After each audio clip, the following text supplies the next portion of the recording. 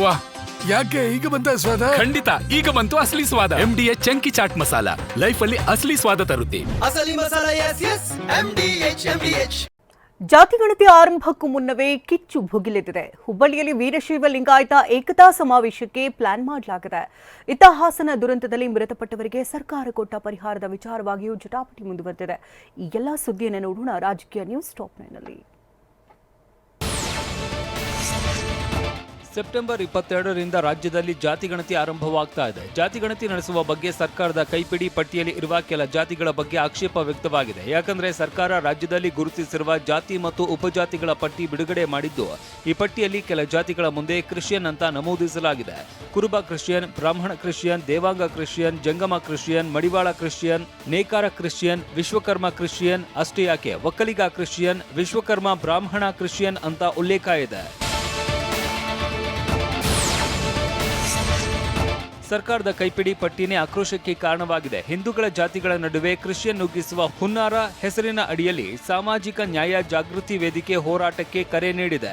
September 16ರಂದು ಬೆಂಗಳೂರಿನಲ್ಲಿ ಸಭೆ ನಡೆಸುವುದಕ್ಕೆ ಮುಂದಾಗಿವೆ. ಆದರೆ ಈ ಬಗ್ಗೆ ಪ್ರತಿಕ್ರಿಯಿಸಿರುವ ಸಿಎಂ ಸಿದ್ದರಾಮಯ್ಯ, ನಾವು ಕಾಲಂ ಕೊಟ್ಟಿದ್ದೇವೆ, ಅವರು ಏನ್ ಬರೀತಾರೋ ಬರೆಯಲಿ ಎಂದಿದ್ದಾರೆ.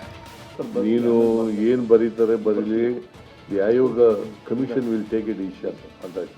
ನೀನು ಕ್ರಿಶ್ಚಿಯನ್ ಕನ್ವರ್ಟ್ ಆಗ್ಬಿಟ್ಟಿದ್ಯಾ ಅಂತ ಇಟ್ಕೊಳ್ಳೋಣ. ಕ್ರಿಶ್ಚಿಯಾನಿಟಿ ಮೇಲೆ ನೀನು ಕ್ರಿಶ್ಚಿಯನ್ ಅಂತ ಬರೀ ಹಂಗ ಬರೆದ್ರೆ ಅವನು ಕ್ರಿಶ್ಚಿಯನ್ ಕುರುಬ ಅಂತ ಬರ್ಕೊಂಡ್ರೆ ಕ್ರಿಶ್ಚಿಯನ್ನೇ ಆಗಿರೋದು, ಅವನು ಕನ್ವರ್ಟೆಡ್ ಕ್ರಿಶ್ಚಿಯನ್. ಹಿಂದೂ ಜಾತಿಗಳ ಜೊತೆ ಕ್ರಿಶ್ಚಿಯನ್ ಸೇರಿಸಿರುವುದಕ್ಕೆ ಬಿಜೆಪಿ ನಾಯಕರು ಕಿಡಿಕಾರಿದ್ದು, ಇದಕ್ಕೆ ಕೌಂಟರ್ ಕೊಟ್ಟಿರುವ ಸಿಎಂ, ಯಾರು ಕನ್ವರ್ಟ್ ಆಗಿದ್ದಾರೋ ಅವರಿಗೆ ಅನ್ವಯಿಸುತ್ತೆ ಎಂದಿದ್ದಾರೆ. ಅದೊಂದು ಧರ್ಮದ ರೀತಿಯಲ್ಲಿ ಒಂದು ಕಾಲಂ ಕ್ರಿಯೇಟ್ ಮಾಡಿದ್ದಾರೆ. ಇದು ಸಂವಿಧಾನ ಬಾಹಿರ, ಕಾನೂನು ಬಾಹಿರ, ರಾಜಕೀಯ ಪ್ರೇರಿತವಾಗಿದೆ. ನಂಬರ್ 1. ನಂಬರ್ 2, ಕನ್ವರ್ಷನ್ ಈ ಕಡೆಯಿಂದ ಆಗಿರ್ತದೆ, ಆ ಕಡೆನೂ ಆಗಿರ್ತದೆ. ಆದರೆ ಕೇವಲ ಕ್ರಿಶ್ಚಿಯನ್ ಕನ್ವರ್ಷನ್ಗೆ ಯಾಕೆ ಇವರು ಒತ್ತು ಕೊಡ್ತಾ ಇದ್ದಾರೆ? ಯಾರು ಕನ್ವರ್ಟ್ ಆಗಿದ್ದಾರೆ ಆ ಜಾತಿ ರೀ. ಈಗ ನಾನು ಹಿಂದೂ ಮುಸಲ್ಮಾನ್ಗೆ ಕನ್ವರ್ಟ್ ಆಗಿದ್ದೀನಿ ಅಂತ ಇಟ್ಕೊಳ್ಳೋಣ, ನಾನು ಆಗಲ್ಲ. ಉದಾಹರಣೆಗೆ ಹೇಳ್ತಾ ಇರೋದು, ಗೊತ್ತಾಯ್ತಾ? ಹಾಗಾದರೆ ನಾನು ಇನ್ನು ಮುಂದೆ ಕ್ರಿಶ್ಚಿಯಾನಿಟಿ ಅಲ್ವಾ? ಹಿಂದೂಗಳಲ್ಲಿ ಸಮಾನತೆ ಇದ್ದಿದ್ರೆ ಯಾಕೆ ಮತಾಂತರ ಆಗ್ತಾರೆ ಅಂತ ಸಿಎಂ ಸಿದ್ದರಾಮಯ್ಯ ಹೇಳಿದ್ದಾರೆ. ಇದಕ್ಕೆ ಮಾಜಿ ಸಿಎಂ ಬೊಮ್ಮಾಯಿ, ಸಮಾನತೆ ಪ್ರಶ್ನೆ ಅಲ್ಲ, ಬಡತನ ದುರ್ಬಳಕೆ ಅಂತ ಆರೋಪಿಸಿದ್ದಾರೆ. ಎಲ್ಲರೂ ಸಮಾನತೆ ಇದ್ದಿದ್ರೆ ಯಾಕೆ ಕನ್ವರ್ಷನ್ ಆಗ್ತಾರೆ?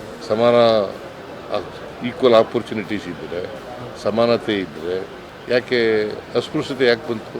ಸಮಾನತೆಯ ಪ್ರಶ್ನೆ ಅಲ್ಲ, ಆಸೆ ಆಮೇಷ ಒಡ್ಡುವಂಥ ಬಡತನವನ್ನು ಅವರು ಎಕ್ಸ್ಪ್ಲಾಯ್ಟ್ ಮಾಡುವಂಥ ಬಡತನವನ್ನು ಅವರು ಅದನ್ನು ದುರುಪಯೋಗ ಪಡಿಸ್ಕೊಂಡು, ಅವರ ಸ್ಥಿತಿಯನ್ನು ದುರುಪಯೋಗ ಪಡಿಸ್ಕೊಂಡು ಇವತ್ತು ಆಸೆ ಆಮೇಷ ಒಡ್ಡಿ ಮಾಡಿದ್ದಾರೆ. ಮತಾಂತರವನ್ನ ಸಮರ್ಥಿಸಿಕೊಂಡಿರುವ ಸಿಎಂ ಸಿದ್ದರಾಮಯ್ಯ, ನಾನು ಮುಸ್ಲಿಂ ಧರ್ಮಕ್ಕೆ ಮತಾಂತರನಾಗಿದ್ದೇನೆ ಎಂದಿಟ್ಟುಕೊಳ್ಳಿ ಅಂತ ಉದಾಹರಣೆ ಕೊಟ್ಟಿದ್ದು, ಇದಕ್ಕೆ ಟಾಂಗ್ ಕೊಟ್ಟಿರುವ ಯತ್ನಾಳ್, ಹಿಂದೂಗಳ ಮತ ಯಾಕೆ, ಬರೀ ಮುಸ್ಲಿಮರ ಓಟ್ ತೆಗೆದುಕೊಳ್ಳಲಿ ಅಂತ ಕಾಲೆಳೆದಿದ್ದಾರೆ. ಈಗ ನಾನು ಹಿಂದೂ ಮುಸಲ್ಮಾನ್ಗೆ ಕನ್ವರ್ಟ್ ಆಗಿದ್ದೀನಿ ಅಂತ ಇಟ್ಕೊಳ್ಳೋಣ, ನಾನು ಆಗಲ್ಲ. ಉದಾಹರಣೆಗೆ ಹೇಳ್ತಾ ಇದ್ದೀನಿ, ನೀವು ಆಗಿದ್ದೀರಿ ಅಂತ ಕ್ರಿಶ್ಚಿಯಾನಿಟಿ ಉದಾಹರಣೆಗೆ ಹೇಳ್ತಾ ಇರೋದು. ಇಲ್ಲ, ಅದು ಬುದ್ಧಿ ಕಲಿಸ್ತಾರೆ. 2028ಕ್ಕೆ ಅವ್ರು ಮುಸ್ಲಿಂ ಮೊದಲೇ ಆಗತ್ತೆ ಹೇಳಿವಲ್ಲ ನಾವು, ಅದು ಆಗಲಿ.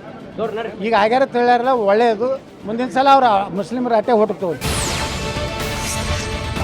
ಜಾತಿಗಣತಿಗೆ ಸರ್ಕಾರ ಸಜ್ಜಾಗ್ತಾ ಇರುವ ಬೆನ್ನಲ್ಲೇ ಲಿಂಗಾಯತ ಧರ್ಮ ದಂಗಲ್ ಸಹ ಶುರುವಾದಂತೆ ಕಾಣ್ತಾ ಇದೆ. ಶುಕ್ರವಾರ ಶಾಮನೂರು ಶಿವಶಂಕರಪ್ಪ ನಿವಾಸದಲ್ಲಿ ಸಭೆ ಸೇರಿದ ಲಿಂಗಾಯತ ಮುಖಂಡರು ಹುಬ್ಬಳ್ಳಿಯಲ್ಲಿ ವೀರಶೈವ ಲಿಂಗಾಯತರ ಏಕತಾ ಸಮಾವೇಶಕ್ಕೆ ಪ್ಲಾನ್ ಮಾಡಿದ್ದಾರೆ. ಜಾತಿಗಣತಿ ವೇಳೆ ಧರ್ಮದ ಕಾಲಂನಲ್ಲಿ ಯಾವ ಹೆಸರು ಬಳಸಬೇಕು ಎಂಬ ಸ್ಪಷ್ಟ ಸಂದೇಶ ನೀಡುವುದಕ್ಕೆ ಸಮಾವೇಶಕ್ಕೆ ಮುಂದಾಗಿದ್ದಾರೆ. ಇನ್ನು ಹಾಸನ ದುರಂತದಲ್ಲಿ ಮೃತಪಟ್ಟವರಿಗೆ ಸರ್ಕಾರ 5 ಲಕ್ಷ ಪರಿಹಾರ ನೀಡಿದೆ. ಆದರೆ ಮತ್ತಷ್ಟು ಪರಿಹಾರ ನೀಡಬೇಕು ಅಂತ ಬಿಜೆಪಿ ಆಗ್ರಹಿಸಿದೆ. ಹಾಸನದಲ್ಲಿ ತೀರಿ ಹೋದವರನ್ನು ಕೇರಳದವರು ಅಂದುಕೊಂಡು ಪರಿಹಾರ ಕೊಡಿ ಅಂತ ಅಶ್ವಥ್ ನಾರಾಯಣ್ ಕುಟುಕಿದ್ದಾರೆ. ಮುಖ್ಯಮಂತ್ರಿಯಲ್ಲಿ ಕೇಳ್ಕೊತೀನಿ, ದಯವಿಟ್ಟು 25 ಲಕ್ಷ ಕೊಡಿ, ದೊಡ್ಡ ಮನ್ಸು ಮಾಡಿ. ನಿಮ್ಮನ್ನ ಸವಿನಯವಾಗಿ ಪ್ರಾರ್ಥನೆ ಮಾಡ್ತೀನಿ. ಕೇರಳ ಅನ್ಕೊಳ್ಳಿ, ನಮ್ಮ ಹಾಸನದಲ್ಲಿ ತೀರೋಗಿರೋರ್ನು ಕೇರಳದವರು ಅನ್ಕೊಳ್ಳಿ. ಪರಿಹಾರ ರಾಜಕೀಯದ ಬಗ್ಗೆ ಮಾತನಾಡಿದ ದೇವೇಗೌಡರು, ಸರ್ಕಾರಕ್ಕೆ ಇತಿಮಿತಿ ಇರುತ್ತೆ ಎಂದಿದ್ದಾರೆ. ನಮ್ಮ ಕೈಲಾದ ಸಹಾಯವನ್ನ ನಾವು ಮಾಡುತ್ತೇವೆ ಅಂತ ಹೇಳಿದ್ದಾರೆ. ಮುಖ್ಯಮಂತ್ರಿಗಳು 5 ಲಕ್ಷ ಕೊಟ್ಟಿದ್ದಾರೆ, ಇನ್ನೂ ಹೆಚ್ಚು ಕೊಡಬೇಕು ಅನ್ನೋದು ಕೆಲವರ ಅಭಿಪ್ರಾಯ ಇರಬಹುದು, ಆದರೆ ಒಂದು ಸರ್ಕಾರದ ಇತಿಮಿತಿನೂ ಇರುತ್ತೆ. ತಮಿಳುನಾಡಿಗೆ ಹೆಚ್ಚುವರಿಯಾಗಿ ನೀರು ಹರಿದು ಹೋಗಿದೆ ಅಂತ ಮಂಡ್ಯ ಜಿಲ್ಲೆಯ ಮಳವಳ್ಳಿ ತಾಲೂಕಿನ ಗಗನಚುಕ್ಕಿ ಜಲಪಾತೋತ್ಸವದಲ್ಲಿ ಡಿಸಿಎಂ ಡಿಕೆ ಶಿವಕುಮಾರ್ ಹೇಳಿದ್ದಾರೆ.